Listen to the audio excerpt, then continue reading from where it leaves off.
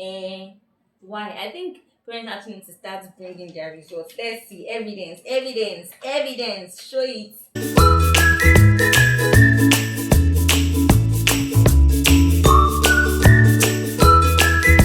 Hi there, I am Judith Basile, and this is the A plus parent. Well, all I get to do here is basically talk about parenting.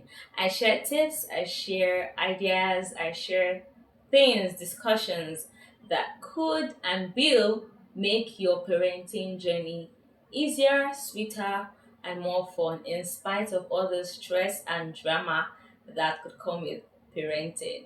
Well, you might be wondering, but I'm not a parent. Or you just might become a parent very soon. Or you might have a child around you. So it's important for you to know how you can play a positive role in this child's life. And if this is your first time here, thank you for joining me. I do not take it for granted. Thank you. You're welcome. You're welcome here. And please don't make it your last.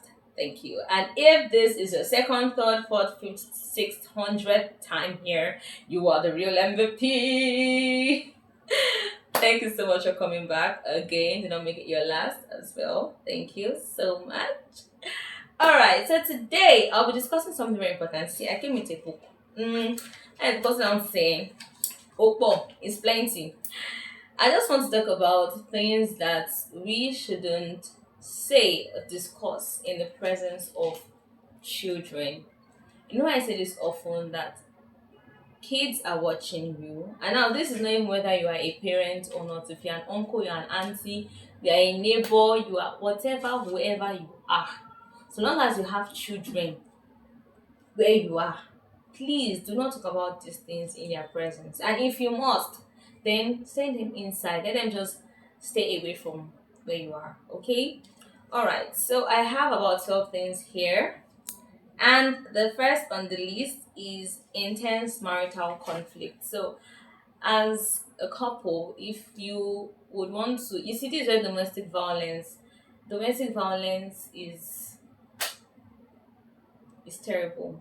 When a child experiences this kind of thing, it leaves like a permanent scar that takes only the grace of God to clear off or wipe away.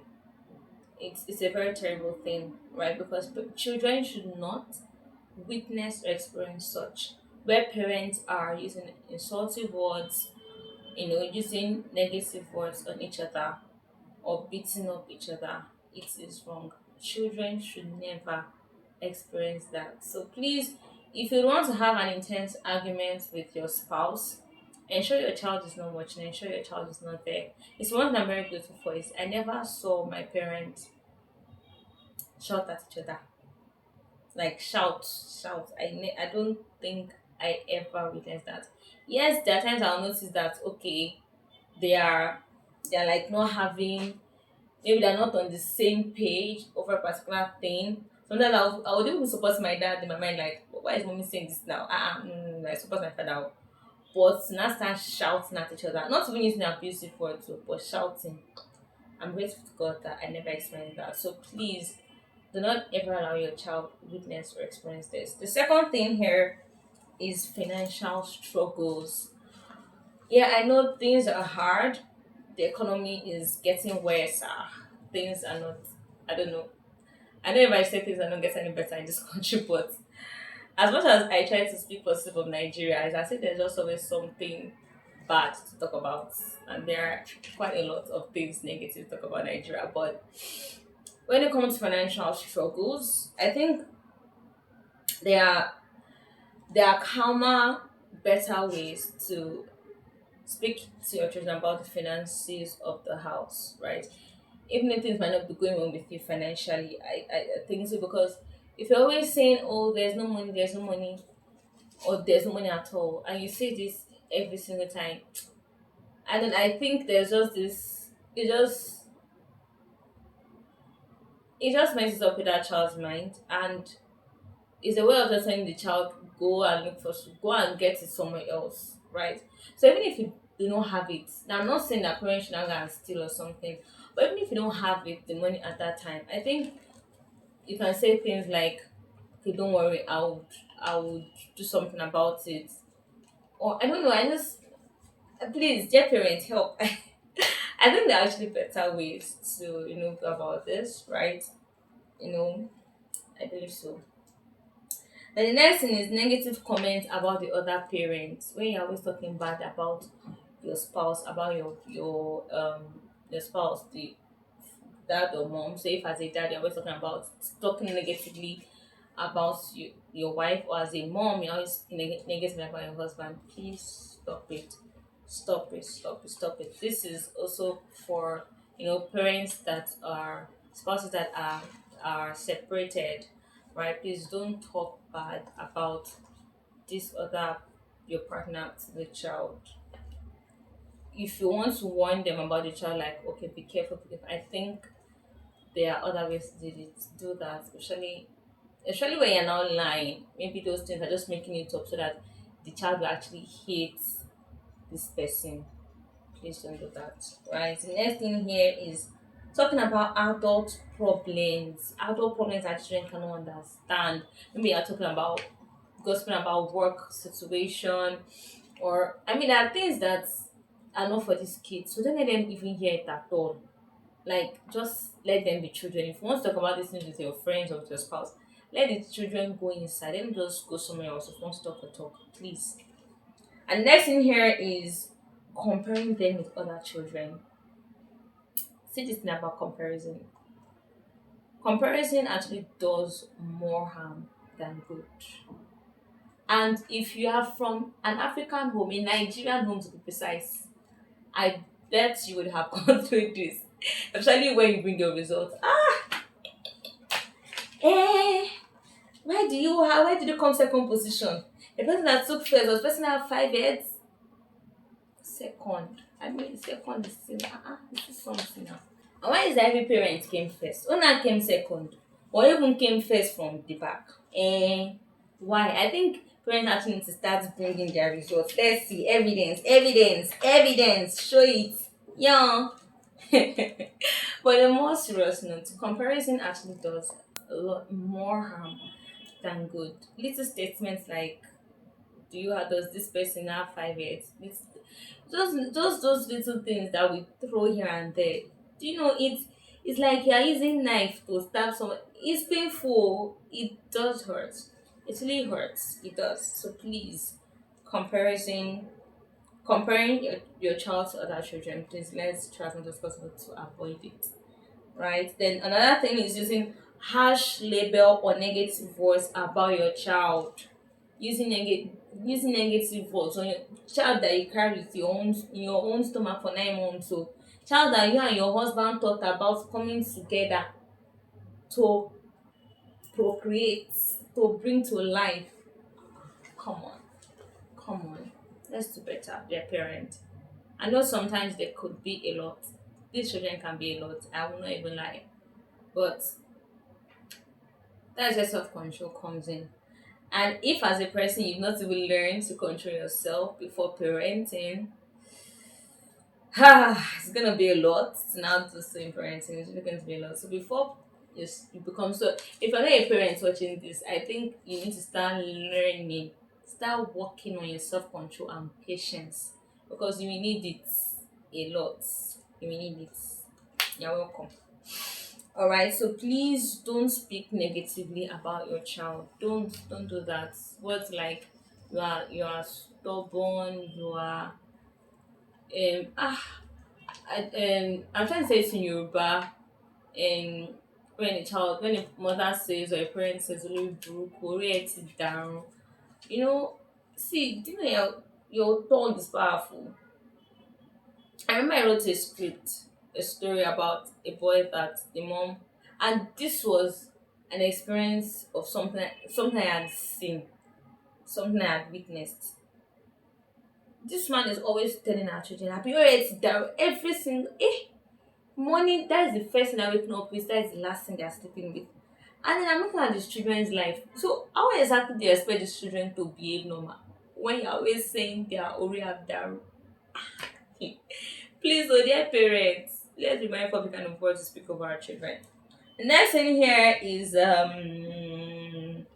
Gossiping. Gossiping about other people, speaking badly about other people in presence of your children, please stop it. You know I know all these things. They do usually display in the class, so they do usually display in the class. They do. And I was sometimes I just I'm watching. Before I now call the person, Labaja. How do you know all these things? Like sometimes they'll just even apart from even now talking something about amongst themselves, they'll actually even come and tell me. My mommy said, hey, I feel like I'm exposing my children, but then our children. So please stop gossiping or speaking badly about other people in their presence. Stop it. The next thing here is fear-based conversations. When you're always talking excessively about death, about accidents, about danger, about bad things, it instills fear in them, right? I mean, imagine you're always talking about accident. I think they want to cross the road, God forbid, but that fear of just being them, right? So please, let's reduce the negative talk, right, amongst them. All right, so the next on the list is sensitive relationship topics. Some topics are just too sensitive for kids to hear. So avoid it as much as possible. Sensitive relationship topics, avoid it. Then disrespect toward authority. Now this one I will raise my volume. Yes. Because quite a number of friends do this. You call your child's teacher and you're just talking rudely. Even if the teacher might be at fault, I think there's how to still approach it and talk to the teacher. I think so because you're letting the child know that it's okay to disrespect the teacher, and that is the truth. I mean, I have experienced this one. I have even seen. I hate God, like parents that have the right that they can just treat the teacher anyhow. Like why would you talk to my child like that? See, even when that child is wrong, the child will just have this very negative type of confidence that my mother will defend me. So what do you want to do? It starts from things like this. When you feel you have the right to pick up your phone and then you're talking anyhow to your teacher in the presence of your child. Because obviously they know that it's their teacher that you are talking to. So how would I expect them to react when it comes to class the following day? How? So please stop it. But not only teachers now though, other authorities, when you talk down on other authorities or other people generally, like your the way you talk to the gate man, the security, you just talk to them anyhow. That is but the same thing the child will start doing soon. Right? Disrespect for other people, toward authority, toward people, please stop it. And the next thing here is personal regret about parenting. Whew. You see, when you have this kind of talks, when you start saying things like, I wish I didn't give birth so early, or I wish I didn't get married to this person, like the dad or the mom, is that making them have the picture of a failed marriage already? Like, they'll start to hate marriage or even start to hate childbirth. Yes, like, there are people like that. I hope you know, like, they don't want to give birth, not because they hate kids, or because probably their parents have made this feel like giving birth is a terrible thing or parenting is a terrible thing. So why would they want to go through that? Why would they want to put a human being through that? So they'll just avoid it altogether. I remember someone that okay, this is not even related, but someone that did not want to get married and have kids because she felt like she grew up too fast. Firstborn responsibilities. So as a firstborn, she's the assistant parent, right? So she just felt, you know what, it's better to not even get married. Like, what's the point? If you get married, you give birth. Even though, yeah, people give birth without getting married, right? But just feel like, okay, let me not just get married at all, right? Or better to not just have kids, because she just believed if she get married, her husband will want her to have kids or something. So she just avoided marriage altogether, right? So some of these things could be, one of the reasons, right? And the last thing here is inappropriate humor or language. Yes, you're joking. But when you start using words like the F word, or you are body shaming someone, a girl, a guy, they're talking bad about their body, about their looks. It might be a joke to you, but they are picking up those things. They are picking it up and they will start doing it, saying it eventually. So, these are things you shouldn't say or discuss about in the presence of a child. Please avoid all of these things. And if you have more things to share, things that people shouldn't talk about in the presence of children, please do well to share in the comment section. We will be on the lookout. Thank you for listening today. I will see you next time. Bye for now.